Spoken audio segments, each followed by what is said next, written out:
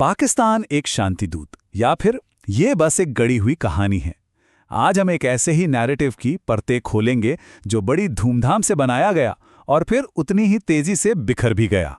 देखिए, पिछले कुछ हफ्तों से अंतर्राष्ट्रीय मीडिया में कुछ ऐसी ही सुर्खियां छाई हुई थीं। इनमें पाकिस्तान को एक बिल्कुल अनएक्सपेक्टेड मतलब एक अप्रत्याशित शांतिदूत के तौर पर पेश किया जा रहा था। तो कहानी ये गढ़ी जा रही थी कि पाकिस्तान वर्ल्ड स्टेज पर एक ऐसी नई भूमिका निभा रहा है जिसके बारे में शायद किसी ने सोचा भी नहीं था। तो ये पूरा नैरेटिव था क्या? देखिए, बात ये थी कि पाकिस्तान को एक बड़े मीडिएटर के तौर पर दिखाया जा रहा था। और काम क्या था? ईरान और अमेरिका, इजराइल के बीच जो जबरदस्त तनाव चल रहा है उसे कम करवाना। और मजे की बात यह कि दुनिया के बड़े बड़े मीडिया आउटलेट्स इस कहानी को आगे बढ़ा रहे थे। अब सोर्स का तो यह भी कहना है कि इसके पीछे एक लाखों डॉलर का पीआर कैंपेन काम कर रहा था। लेकिन देखिए, कोई भी कहानी तभी तक चलती है जब तक उसके मेन कैरेक्टर्स उसे मान ले, और यहां तो कुछ और ही हो गया। चलिए देखते हैं इस कहानी का अंजाम क्या हुआ। तो सवाल ये उठता है कि जिन मेन प्लेयर्स की बात हो रही थी, ईरान और इजराइल, उनका क्या कहना था? और यहीं पर यह पूरी कहानी पलट जाती है, क्योंकि इन दोनों ने ही इस नैरेटिव को सिरे से नकार दिया। सबसे पहले बारी आई ईरान की, और उनका जवाब बिल्कुल सीधा और साफ था, कोई लाग लपेट नहीं। उन्होंने साफ साफ कह दिया, हमने इस फ्रेमवर्क में भाग नहीं लिया है, बस इतना ही। इस एक लाइन ने समझिए उनकी तरफ से किसी भी तरह की भागीदारी की गुंजाइश ही खत्म कर दी। अच्छा, अब ईरान के बाद नंबर था इजराइल का, और उनकी प्रतिक्रिया तो और भी दिलचस्प थी। उन्होंने सिर्फ इनकार ही नहीं किया, बल्कि कहानी को एक नया मोड़ दे दिया, एक दूसरी रीजनल पावर की तरफ इशारा करके। इजराइल ने सिर्फ न नहीं कहा, उनके एक स्पेशल दूत का बयान आया कि भारत पाकिस्तान से बेहतर मध्यस्थ हो सकता है। अब ये सिर्फ एक बयान नहीं था, ये अपने आप में एक बहुत बड़ा जियोपॉलिटिकल सिग्नल था। और बात यहीं खत्म नहीं हुई।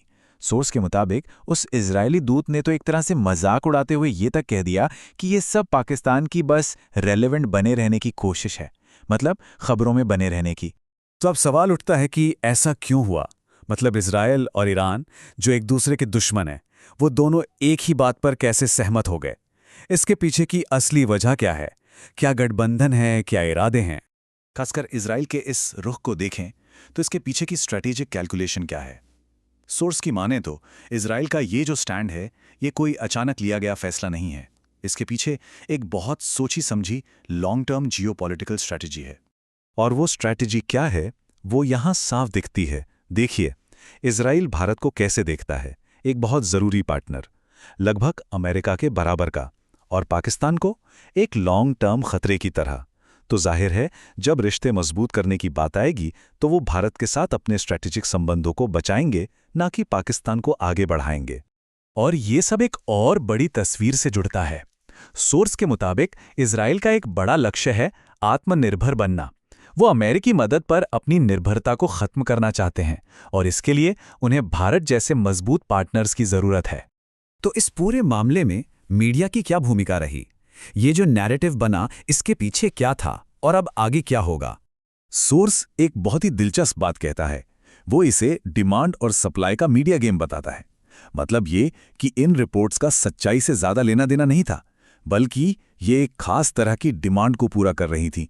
ऐसी कहानियों की डिमांड जो भारत को किसी तरह कम करके दिखाएं और पाकिस्तान का कद ऊंचा करें। तो इस पूरी कहानी से हमें क्या समझ आता है? पहली बात कि ये जो मीडिएशन का नैरेटिव था, उसे उन्हीं लोगों ने बड़ी तेजी से गिरा दिया जिनके लिए ये बनाया गया था। दूसरी बात, जियोपॉलिटिक्स में गठबंधन ही सब कुछ तय करते हैं। मतलब एक बड़े पीआर कैंपेन की टक्कर जब जमीनी हकीकत से हुई तो हकीकत ही जीती। और हां, ईरान और इजराइल के बीच का जो असली संघर्ष है, वो तो जाहिर है चलता ही रहेगा। तो आखिर में ये पूरी कहानी हमें एक बहुत बड़े सवाल के साथ छोड़ जाती है। आज का दौर इंफॉर्मेशन वॉरफेयर का है, सूचना युद्ध का। ऐसे में एक स्पॉन्सर्ड पीआर यानी प्रचार और असली डिप्लोमेसी यानी कूटनीति के बीच फर्क कैसे किया